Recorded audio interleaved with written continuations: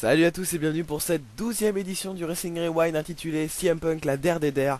J'ai décidé donc, bien avant de traiter le sujet intéressant proposé par CM Nico, de parler actualité et notamment la grosse actualité, puisque vous le savez à l'heure actuelle les storylines de la WWE annoncent un départ de CM Punk de la compagnie le 18 juillet, juste après Money in the Bank, en tout cas dans les faits scénaristiques.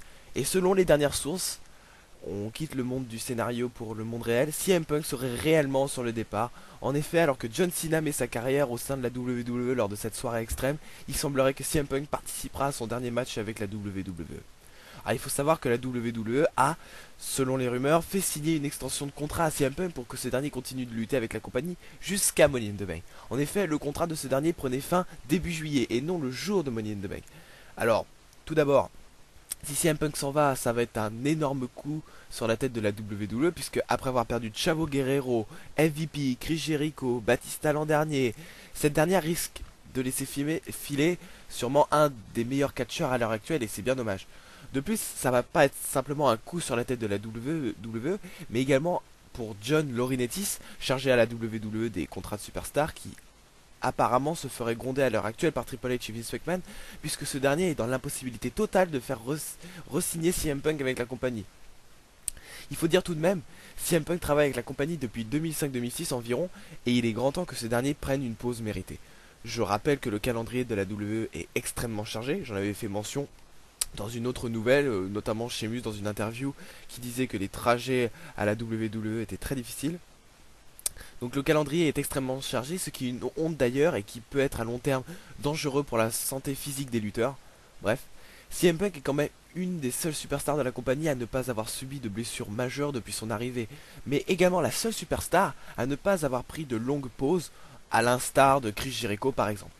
Plusieurs fois champion ECW, Punk ne connaîtra la vraie reconnaissance qu'en 2008 en encaissant sa mallette sur Edge, alors que le champion poids lourd venait de subir un tabassage monstre de la part de l'animal Dave Batista. On s'en souvient tous de moment, un très bon moment. Chose encore plus étrange, lors d'un house show de la WWE en Australie, puisque je vous le rappelle, la WWE est actuellement en Australie pour présenter quelques shows, ce qui explique de pourquoi la WWE n'a pu enregistrer Raw en live, CM Punk a louangé devant le public entier, avec son micro, le travail qu'avait accompli John Cena au sein de la compagnie, depuis qu'il était avec. Et oui, c'est dur à croire, mais l'Australian Superstar, face à un public, a louangé John Cena. De plus, John Cena a pris ensuite le micro à son tour pour lui aussi montrer le respect qu'il avait envers CM Punk. Alors évidemment, ce qui se passe dans les house shows généralement reste dans les house shows. Les choses qui se passent lors de ces événements n'ont aucunement un impact sur les shows hebdomadaires télévisés, mais tout de même, j'ai tendance à croire que pour le dernier épisode live de Raw avant Money in the Bank, CM Punk pourrait avoir le même discours et en passant faire un petit face turn pour terminer en beauté à Money in the Bank.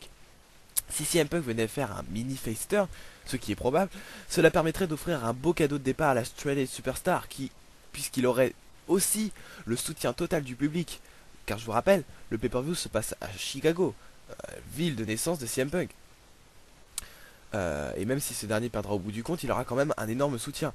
De plus, on l'a bien vu lors du dernier épisode de Raw, John Cena a carrément ordonné à Vince McMahon de le laisser affronter CM Punk, sinon il laissait tomber le titre. Preuve encore que John Cena peut crédibiliser un peu CM Punk et le faire basculer du côté des gentils.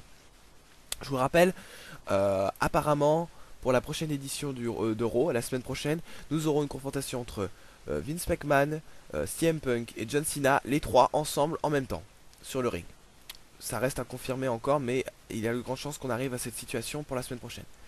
Je suis triste de savoir que CM Punk quittera la compagnie après ce match, car tout de même, ce gars-là est bourré de talent et pas simplement qu'au micro. D'ailleurs, je peux vous conseiller quelques matchs que vous pouvez trouver sur YouTube sans problème. Sa confrontation face à Rey Mysterio à Over the Limit 2010, hein, ça, tout le monde la connaît. Le Money in the Bank Leader Match de WrestleMania 24, qu'il gagnera, et qui est un match absolument fabuleux. Jeff Hardy face à CM Punk à SummerSlam 2009 dans un TLC match, encore un excellent match de la part de la Superstar. Et CM Punk face à Rey Mysterio à Extreme Rules 2010. Ou pourquoi pas, Capital Punishment, il y a même pas un mois de cela. Bref, après avoir perdu quelques superstars majeures, les ratings de la WWE ne vont pouvoir que simplement chuter, car CM Punk reste une attraction majeure avec John Cena pour Monday Night Raw. C'est bien dommage, mais il est vrai qu'il mérite un tant soit peu de repos pour ses 6 années de bons et loyaux services à la WWE.